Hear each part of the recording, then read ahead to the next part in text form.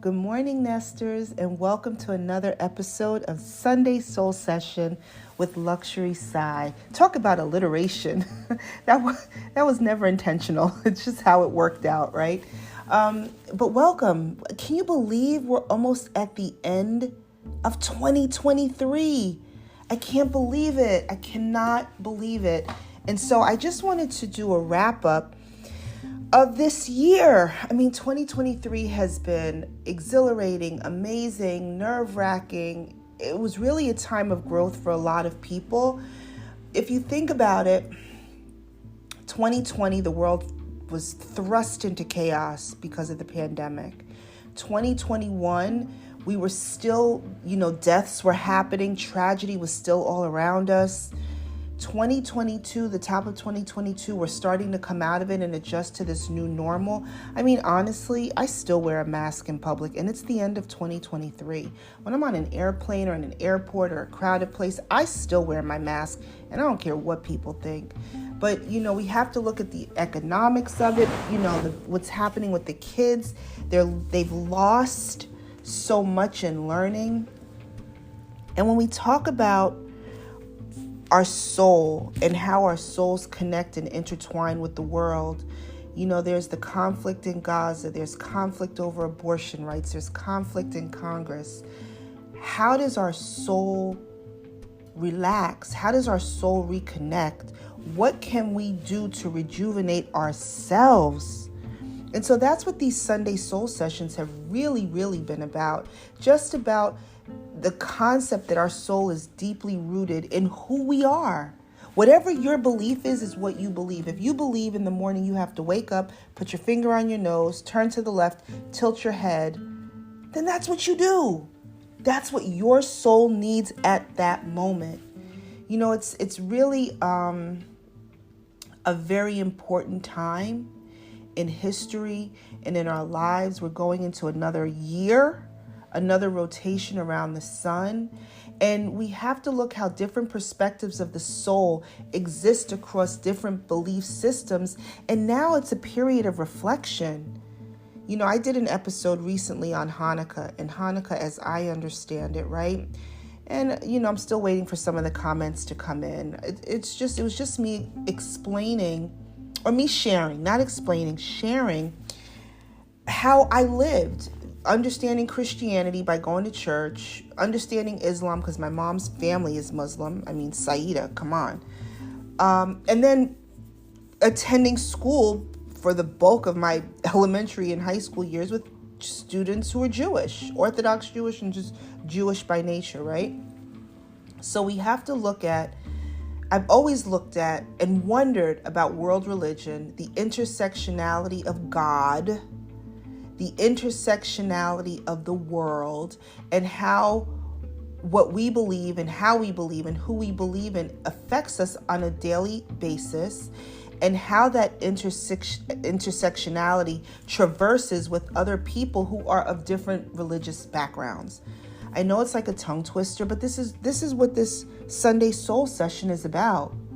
There's a philosophical perspective on Platonic philosophies, and it's by Plato. And Plato believed in the existence of an immortal soul that pre-existed before birth and would continue to exist after death. He saw the soul as a seat of reason and morality. And if you think about it, that's what a lot of people believe. That there's this, I remember when I started to question Christianity, and that's something you just don't do in a black household. Question the white Jesus that's hanging in the kitchen or in the living room, right? But I just couldn't reconcile and feel comfortable with believing that when we die, our bodies sit in the ground and we're waiting for the rapture. And then when that happens, whenever that happens, we're all going to float up to heaven. I just couldn't believe that. It just didn't sit with me. And I just feel like there's a scripture in the Bible that says, in my Father's house, there are many mansions. Matter of fact, let me pull this up really quickly.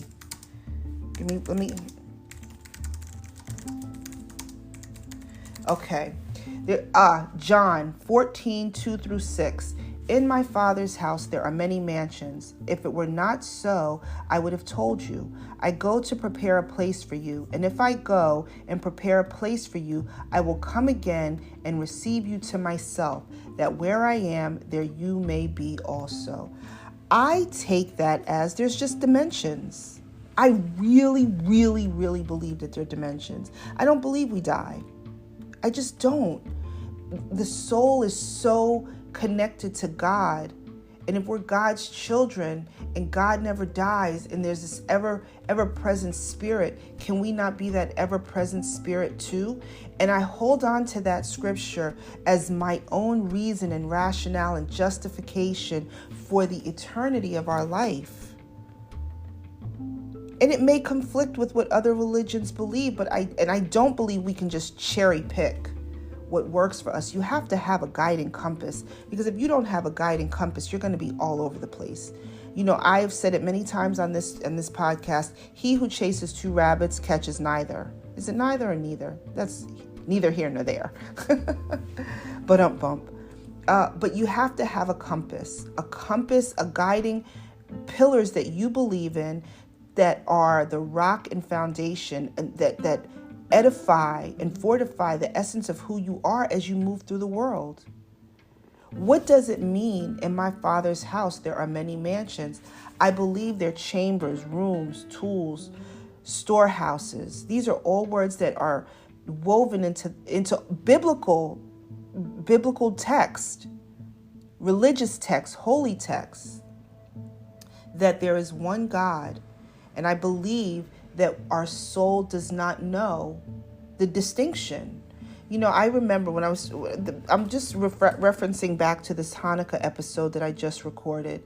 And I remember innocently asking my mom why I couldn't go to Hebrew school with my friends. And my mother just said, Saida, you can't go to Hebrew school. And I kept pressing. I was probably about 9 or 10.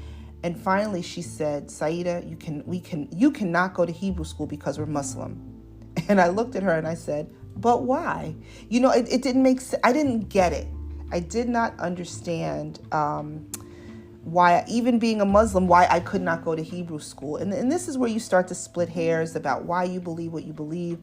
I mean, even my older son, he was in Catholic school until 3rd grade. He was in a Catholic nursery, just because back in the 80s, you know, my son's in his early 30s.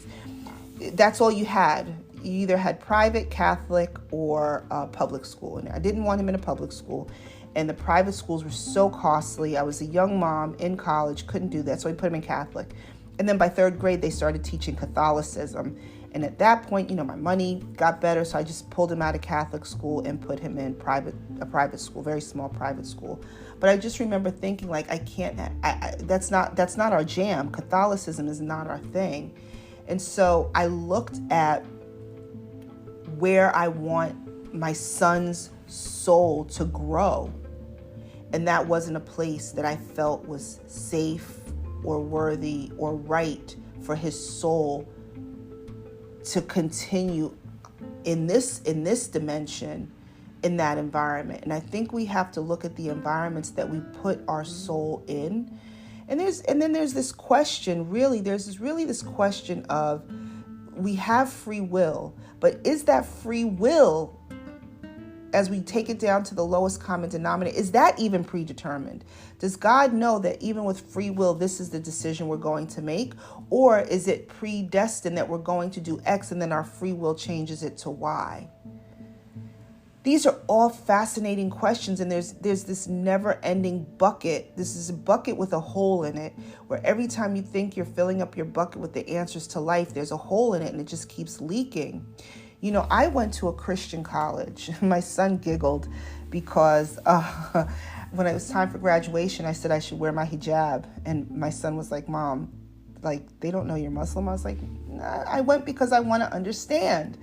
It wasn't under a false pretext. I wanted to understand why Christians believe what they believe. I understand to a degree why Muslims believe what they believe. And I understand to a degree why Jewish people believe what they believe. I want to understand. And I'm grateful that my husband allowed me the grace to not work for the bulk of my adult life so that I can explore life's big questions.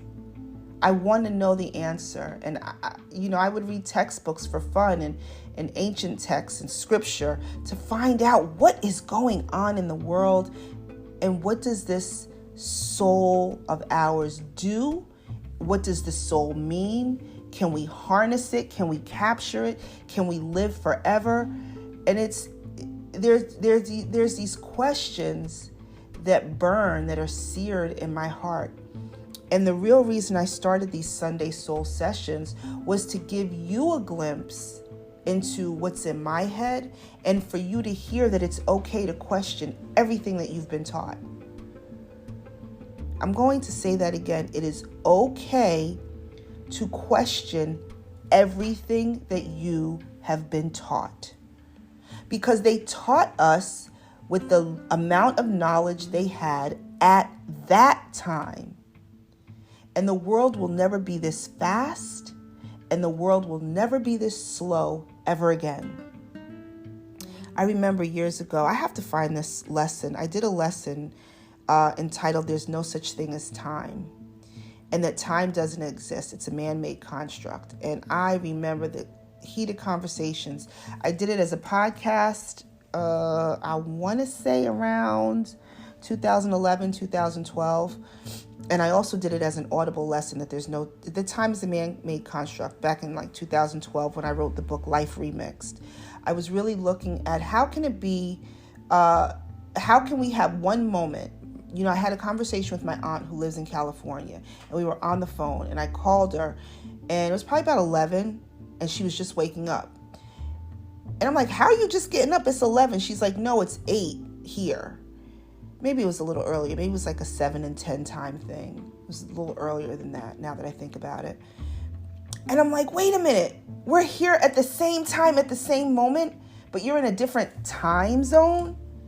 And that was the Biggie said, open the door wave, kick in the door wave in the 4-4. That was my kick in the door moment. Like, wait a minute. All we have is now. How can it be 11 or 10 and 7 at the same time?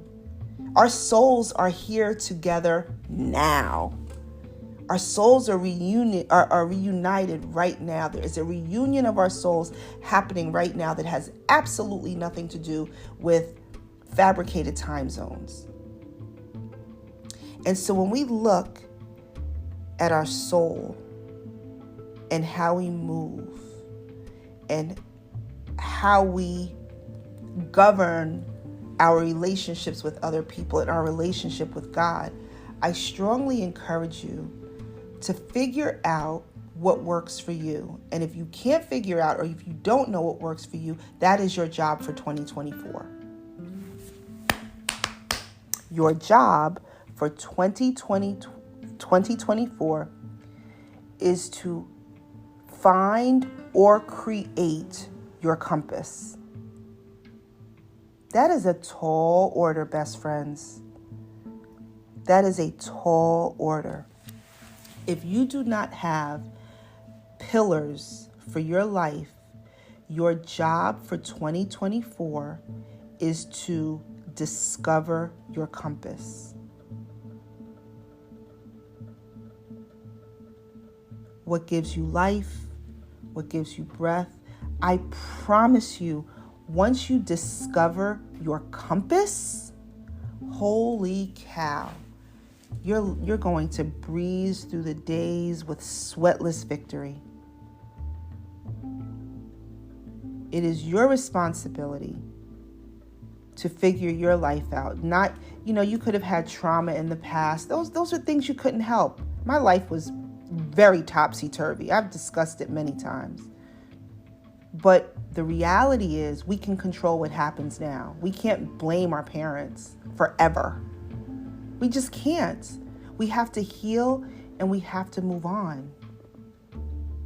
Take a moment to heal right now. Right now. Take a moment to heal.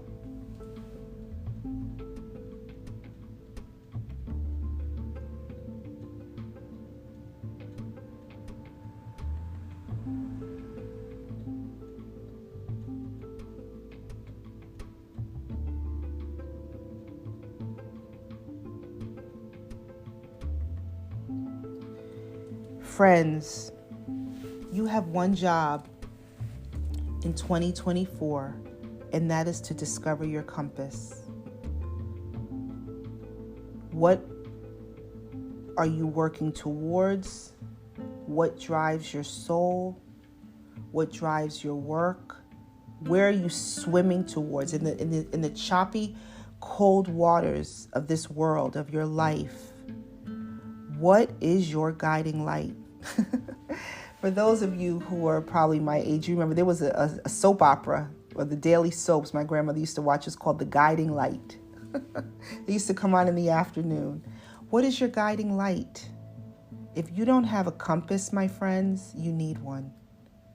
Literally, discover your compass. And we're going to be talking about that on these Sunday Soul Sessions all throughout 2024. Lessons. You have to do the work for your soul and for yourself. You have one job in 2024, and that is to discover your compass. Always remember, we shall pass through this world but once. Any good, therefore, that you can do, or any kindness that you can show to any human being, let us do it now. Let us not defer or neglect it, for we shall not pass this way again. Thank you so much for listening, and I'll see you soon.